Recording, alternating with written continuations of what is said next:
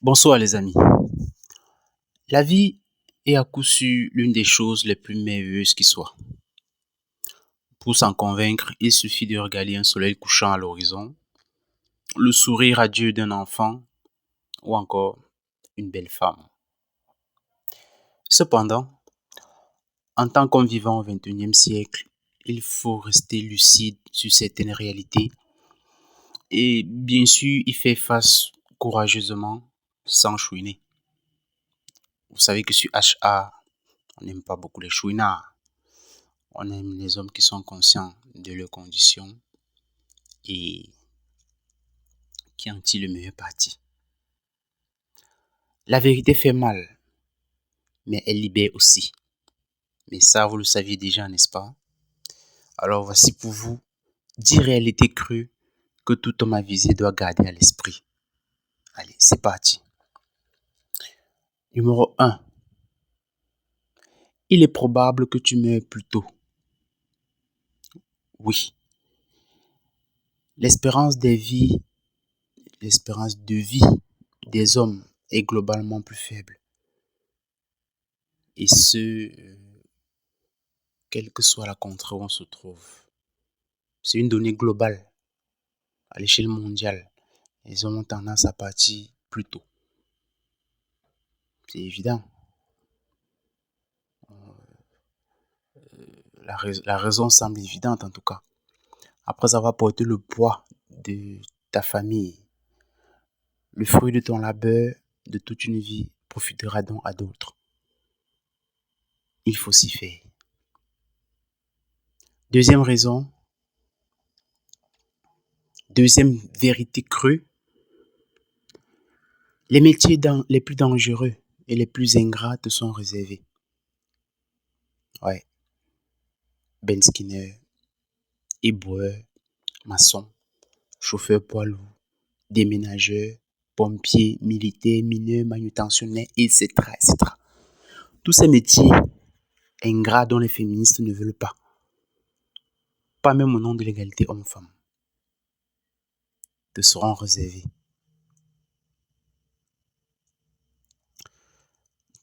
Troisième réalité crue,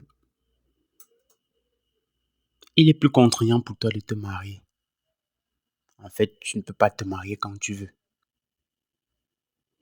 Car avant, il faut que tu aies assuré de quoi prendre soin d'une famille. Oui, contrairement aux femmes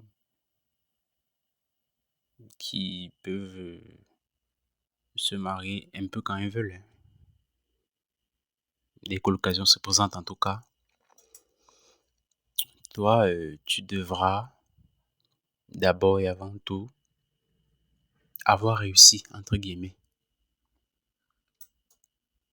Numéro 4. Tu peux élever sans le savoir un enfant qui n'est pas le tien. Comme on dit, seule la maternité est certaine. La paternité, elle, étant toujours présumée. On n'est jamais sûr d'être le père, en gros. En passant, rien de pire que de faire élever par un homme un enfant dont il ignore qu'il n'est pas le sien. Numéro 5. Sur une simple dénonciation calomnieuse d'une femme, tu peux voir ta carrière et même ta vie détruite. Ouais. C'est notre époque. Ouais. Demande à Johnny Depp et à d'autres. C'est ce qu'est devenu le monde à l'ère des réseaux sociaux. Avec le tribunal de Facebook, le procureur de Twitter et le juge d'Instagram. C'est triste. Numéro 6. Dès qu'un conflit éclate aux frontières, c'est toi et tes congénères qu'on envoie comme chair à canon. Les femmes, restez bien au chaud. Et c'est d'ailleurs très actuel avec le conflit présent en Ukraine, où le gouvernement ukrainien, par exemple, a interdit de sortir du territoire tous les hommes entre 18 et 60 ans. Ouais. Parce qu'ils doivent être mobilisés. Pendant ce temps, les femmes vont se réfugier dans les pays occidentaux, dans les pays en paix, va-t-on dire. Numéro 7. Aux yeux de la société, toi seul peux être coupable de violence conjugale. Ouais.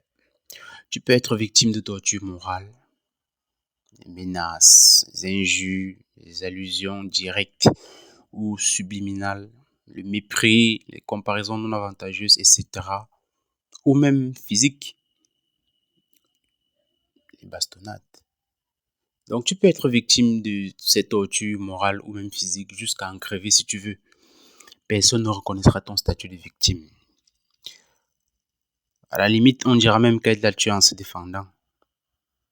Si tu en doutes encore, demande à Johnny Depp ou au chanteur ténor. Numéro 8.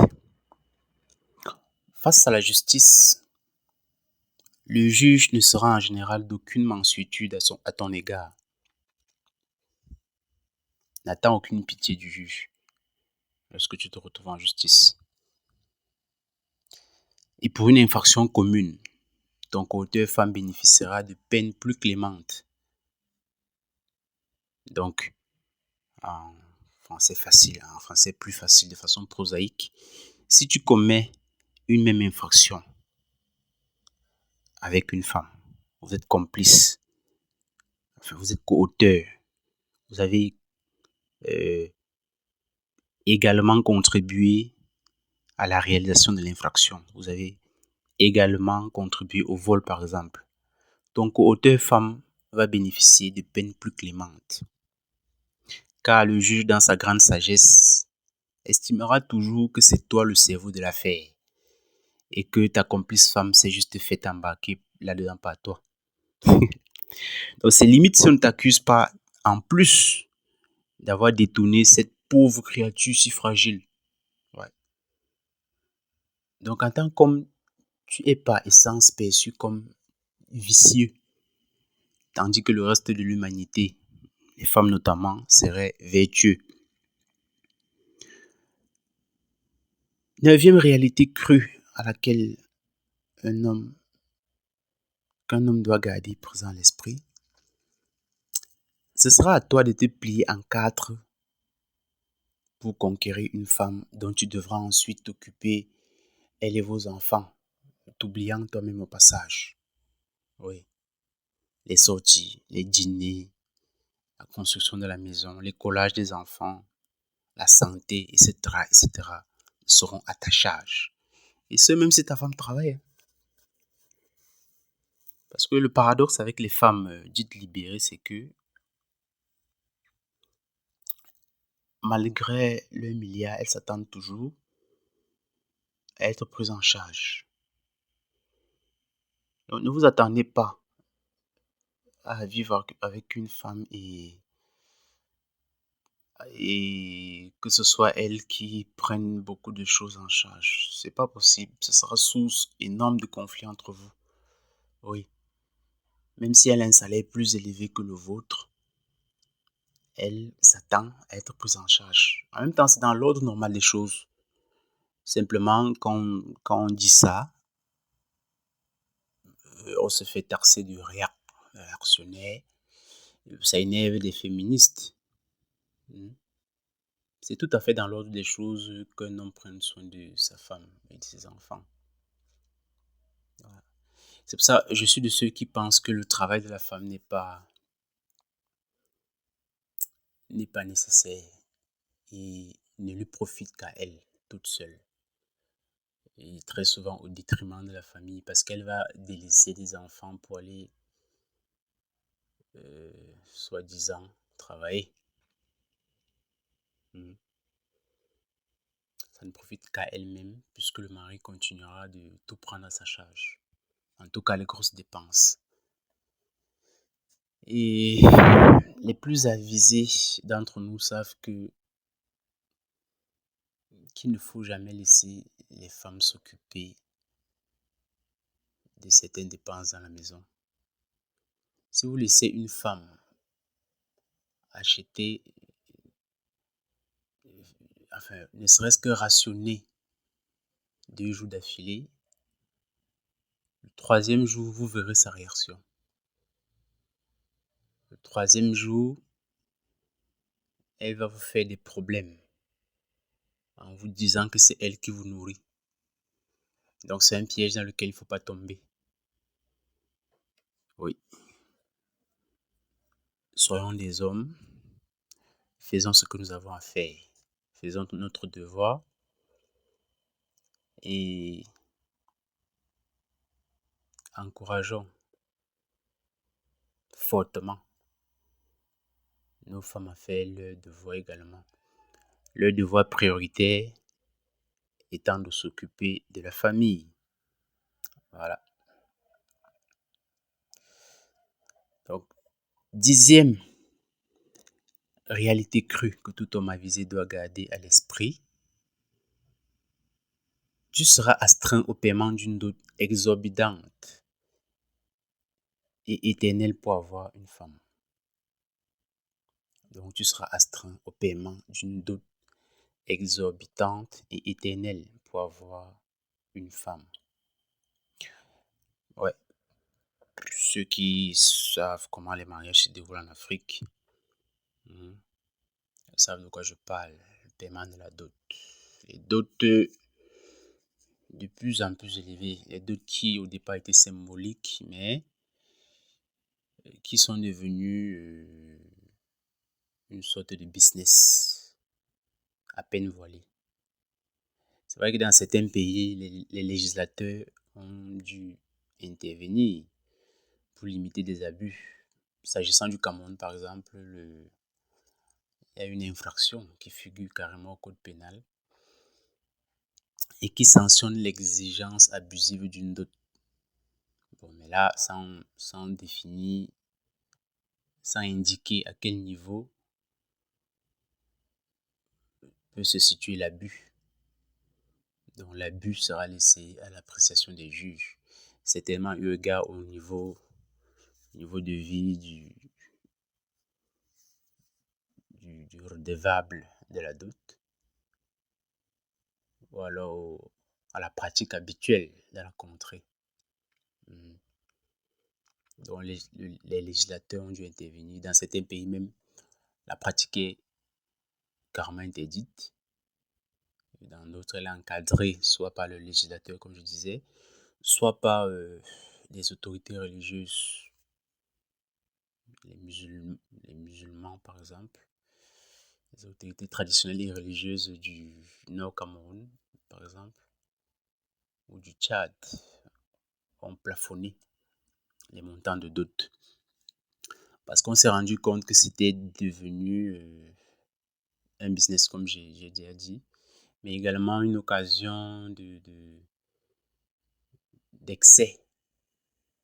Oui, une occasion de démontrer avec ostentation sa richesse et frustrer par la même occasion les autres. Donc, pour y mettre un thème, certaines autorités religieuses et traditionnelles ont plafonné les montants des dots